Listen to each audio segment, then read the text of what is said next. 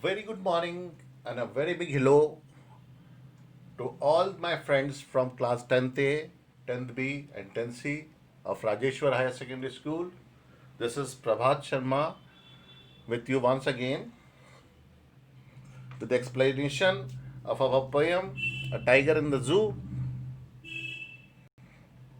written by Leslie Norris.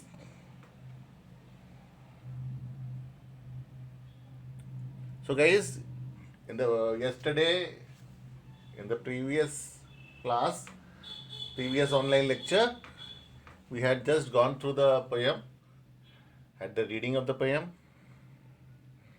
and there was introduction, central idea of the poem. Now we will have all the things in a little more detail. So shall we begin?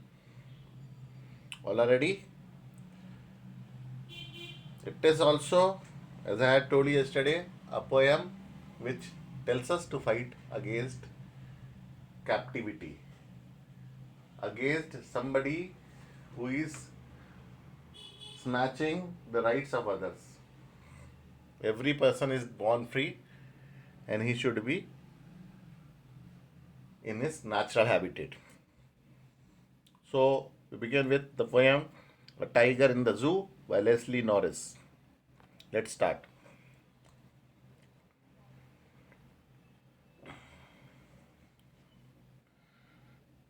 A tiger in the zoo. He stalks in his vivid stripes, a few steps of his cage on pads of velvet quiet, in his quiet rage. Okay, before we start, shall I tell you about Leslie Norris? He was a person who has written this poem. He is a poet, and this poem contrasts a tiger in the zoo with that in the cage. The poem highlights the importance of natural habitat, of natural living, and instinctive behavior. Okay, but in the opposite conditions, the same animal who are very happy outside, it loses their intrinsic behavior, becomes lost, loses it in the limited surroundings with limit in confinement. Okay, they become sad, dejected. Okay, so caged animals fails to express themselves. They don't love into be being caged. Nobody likes, whether it is human beings or it is the animal. Nobody likes to be in the cage. Everybody wants to be free. Okay, all the animals, whether they are living in the poles or whether they are living in jungles, wherever. So we begin with the poem now. Before that, he's telling one more thing. As everybody likes his home with his loved ones, so the animals also, they love the natural habitat.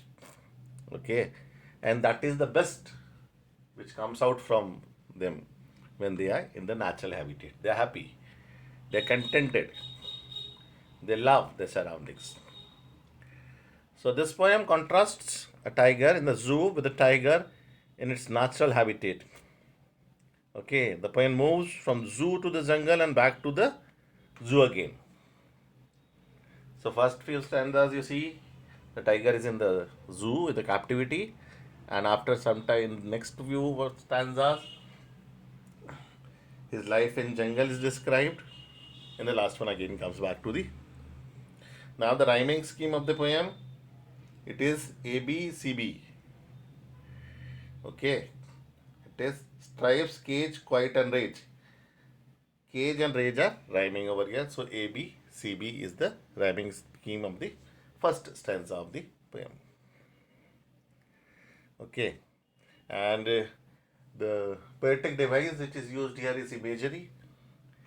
Like whenever some words are told from this poem, you imagine those words like tiger, like cage, like jungle. Okay, and there is also personification, means tiger is not a human beings, he is personified here. And that too male gender, he, instead of using it we are using here as he. So We begin. He stalks in his vivid stripes a few steps of his cage on pads of velvet quiet in his quiet rage. So what we see here? There is a tiger who is moving slowly but proudly inside the cage. Okay. Now it's saying he should be lurking in the shadow. At the right place is in the jungle. But he is confined in the cage. He is clearly seen in the cage. Okay. His right place is not in the cage. He is not supposed to be there in the cage. It is against the law of nature. But you cannot help him. He stalks in his vivid stripes a few steps of his cage.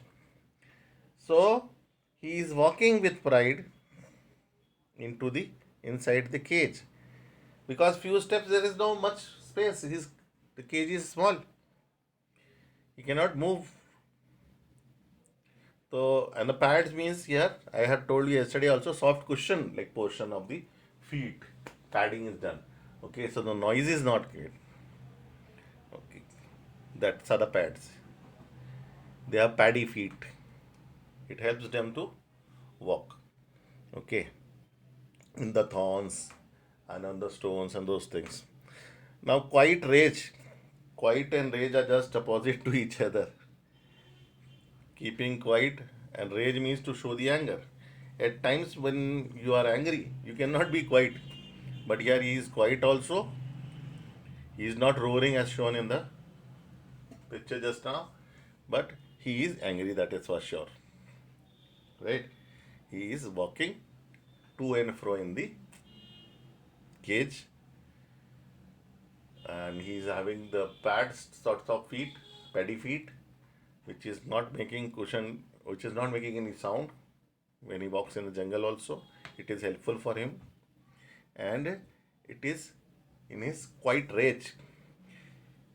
Now it tells that he should be lurking in the shadow, sliding through the long grass near the water hole where plump deer pass. So his real place is not here in the cage. He is not supposed to be. He should be hiding, he should be enjoying staying hiding in the shadow of the trees, secretly lie in wait to hide from the attraction or notice of anybody else. So he is supposed to stay over there in the grassy lands, wait for its prey. Especially they hunt deer, you know. Okay, they kill the deer for their food. Sliding through to means move along, keeping body in contact with the surface. It's sliding, moving very down to earth, not jumping. Grass.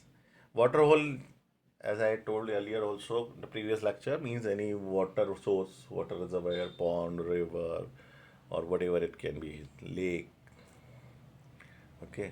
He is quite wait near the water because the animals come to the water reservoir to quench their thirst, and these beasts of prey they wait for them in the shade, and as soon as an animal, a herbivorous animal comes, they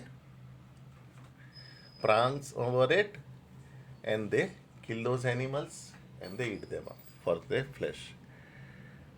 Okay, so whenever a deer comes to that place, it jumps over it, okay, and with its sharp claws and its jaws, sharp teeth, they kill. Then it said, the next few lines, he should be snarling across around houses at the jungle edge, baring his white fangs, his claws terrorizing the village. So, snarling means growling, gurranam, making that sound. Okay, and in the edge of the jungle, where jungle finishes and the village starts. Generally, the animals they go to those places, okay, for the food or just to terrorize the people living in the village. So, at the jungle edge, at the margin of the jungle, where the jungle ends and the villages start. And bearing means the showing the naked, just their teeth, fangs, naked fangs means they're showing the white teeth just to frightening the people. Okay, they are showing their claws also, the nails, teeth, especially these two canines which are there to tear the flesh. They are very pointed and sharp teeth. All the carnivorous animals are having such teeth. Okay, and their main job is to frighten the people of the village. Okay, deliberately he is doing that job. Okay, he is not come there to hunt, but just to frighten those villagers, inhabitants. So when we destroy the natural habitats of the animals, they tend to come to the place where human beings are living. So this is a long time war going between the animals and us. In the next few lines, but he is locked in a concrete cell, his strength behind bars, stalking the length of his cage, ignoring visitors. Here, concrete means concrete mixture of cement and sand and those things, stones, small stones, to make a building wall. Cell here means a small prison. So he's locked in the prison over here in a cage. His strength is useless behind the bars.